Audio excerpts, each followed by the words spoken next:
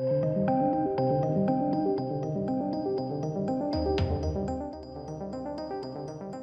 welcome ladies and gents. Black Adam, Embarrassing Critics. Now, this film, don't get me wrong, like I've reviewed it, I've watched it, I've reviewed it, and I thought it was entertaining. It was just alright, you know? Like, I wasn't hugely enamoured with it or anything like that. It's just a reasonably entertaining movie. But it is smashing the box office. It's a weird world we live in when all it takes is don't be woke, don't push a weird agenda, just give us an entertaining film. I mean, there are so many like random strange plot holes in this movie of like weird oppressed nation states and things that just aren't addressed that they could have addressed on like a political agenda message level, and they were like, nah, we don't care. So it's weird, isn't it? That's all it takes to make a decent film these days. Any agenda? No? Cool. That's it. We're in. But anyway, it's smashing the box office. So we're going to dive into this today. The numbers are great. If you're new here, please hit subscribe. And for returning subscribers, you guys have been banging on at me for ages to bring back live streams. I've brought them back. I'm doing it every Tuesday and Thursday. And there's another channel where they go out on that channel afterwards. And there's clips and things like that. So, you know, if you don't want to sit there and watch a 2-hour stream, I don't blame you. Neither do I. I've got other stuff going on. I have taken the liberty of clipping the conversations from topics that I think may be really good for you to watch separately to the main big live stream. So it's linked in the description box, that second channel, Mr. H Reviews Live Archives. Please do subscribe, turn those bell notifications on, because YouTube's kind of sandboxed this channel now. So this should hopefully sort of, you know, grow it a little bit more, I guess, and push it over there and you can actually get notifications, because I know none of you get notifications anymore. It's all it's a thing. It's annoying. But let's dive into this. So this has hit like 140 million globally. $140 million globally. I mean, that's great. That's really good. You know, like that's pretty bloody decent for this. Yeah, quite impressed.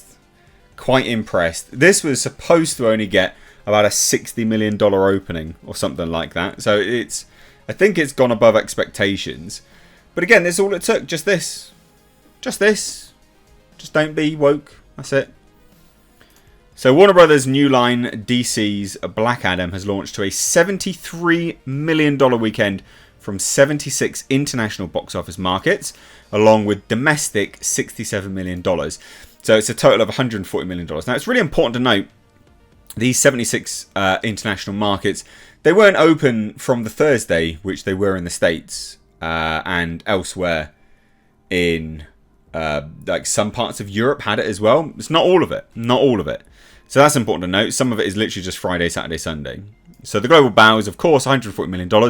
And the offshore debut is at the high end of the range we saw coming into the weekend, while worldwide is slightly ahead. So, yeah, domestic, great. Worldwide, ahead. Overseas, offshore, high end of range. Like it's done really well for expectations. So, number one in the West, majority of overseas openings, and the top US title as well. So, in like-for-likes, and using today's exchange rates, the start is tracking 27% ahead of Shazam. Shazam did reasonably well by the end of its run. So while critics have been down on Black Adam because they're just left-wing activists, they're not critics anymore. The thing is, this movie, and this is what's important to note, like when I do my review, I'm like, you know, what's good, what's bad. This movie is just entertaining. Like, it kind of is what it needed to be. Just an entertaining popcorn flick. There's no greater meaning. There's no greater ramifications. There's no dourness. It's not trying to, you know, there's no nuance. It's just a popcorn CGI flick. That's all it is. And it's inoffensive, and you can just enjoy it as is. You know, not every movie has to be Oscar bait. Not every movie has to be like that, and it's quite enjoyable when some of them aren't. But a lot of these critics are like, oh, well, you know, it didn't talk about transgender rights and, you know, women having willies and things like that. So they didn't like it, of course.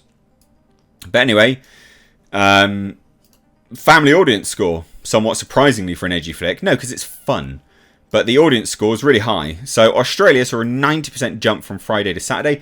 Korea was up 98%. France, 67%. Audience has given the movie a 90% on Rotten Tomatoes, which is the best for a DC movie in a decade. I mean, that's embarrassing. For the critics. No one else. just for the critics. It just shows how irrelevant they are. They've been irrelevant for years. Which actually coincidentally goes back into the discussion about why G4TV's been disbanded. Because YouTubers do it better. People that are more honest. Critics are like... Long gone are the days of the Robert Eggers. Roger Ebert. Oh my god! I'm butchering names! But you know what I mean, right? Very famous critics where people go, I need to listen to what he says. Long gone are those days. Same as like a publication would have like a specific critic that people gravitate towards. They're gone. No one's interested in that. You know, the advent of YouTube and Twitch and things have made them defunct. But anyway, the movie performed especially well in markets where DC excels. No surprise there. Latin America, Southeast Asia. And in IMAX, they did pretty well. Black Adam grossed $10.8 million globally, including $4.5 million from 343 offshore screens. I didn't watch it in IMAX, but I've heard it's pretty decent. There are 2 clear weekends ahead for Black Adam before Black Panther, Wakanda, Forever gets going. So that'll be interesting. I think that'll be the true test, is how it does against Black Panther. Because that movie will definitely get bums on seats anyway, because it's a movie where people feel guilt-tripped into liking it. I remember when Black Panther came out and everyone thought, like, people genuinely felt guilt-tripped into giving it a good review. Because they're like, well, we best do it because people have been saying, you know, no. And there'll be the same kind of rhetoric out around Black Panther, Wakanda Forever. You give it a negative review, you're racist. Such garbage. But it'll be interesting to see how it does up against that. Genuinely. Be very, very, very, very, very interesting. UK for Black Adam didn't do that well, actually. Only $2 million on Friday. With 1,500 screens. But it did hit number 1, of course. 58% share of the top 5 films. So, yeah, plus 52% over Shazam, 53% ahead of Jumanji, Welcome to the Jungle, 129% above Jungle Cruise. These are just his other movies. So it's done really well. Like, it's the biggest opening weekend for Dwayne Johnson. So that's good for him. You know? And it's just good for people in general. Like, they also come out and now have said, well, hold on, this is doing so well. Boom, boom, boom, boom. We're going to be bringing you Black Adam 2. Coming fast, which is how it should be. They need to capitalize on it. These like 3-4 years between movies. Get a life. No one's interested in that. I just met with the original Shazam director Peter Segal last night. It was a great meeting on Shazam. We're just waiting for John August to hand in another draft, which will probably be handed in months from now because of the strike, and not Shazam but Black Adam. That's now very clear. He's a character that I can't wait to play. And when they first approached me about playing Captain Marvel, they said that there's an interesting character called Black Adam. This was about a year ago on the set of Get Smart. And I said, oh, okay, great. But anyway, yeah, Black Adam 2, not going to take as long. Because Flynn noted, don't worry, this one will be fast. Hiram Garcia chimed in and says, it's not going to take that long, I can promise you that. We always hope the first domino is the easy one. We'll get cooking on it fast, that's for sure. And we will open up the magic wagon. We'll have the script ready pretty fast. Sounds like they've got an idea anyway. And John Campier's sort of chimed in, as he normally does, and said Black Adam 2 is actually finished. Maybe. You know, take that with a grain of salt, I guess. But what do you guys think? It's done well. Let me know your thoughts down below.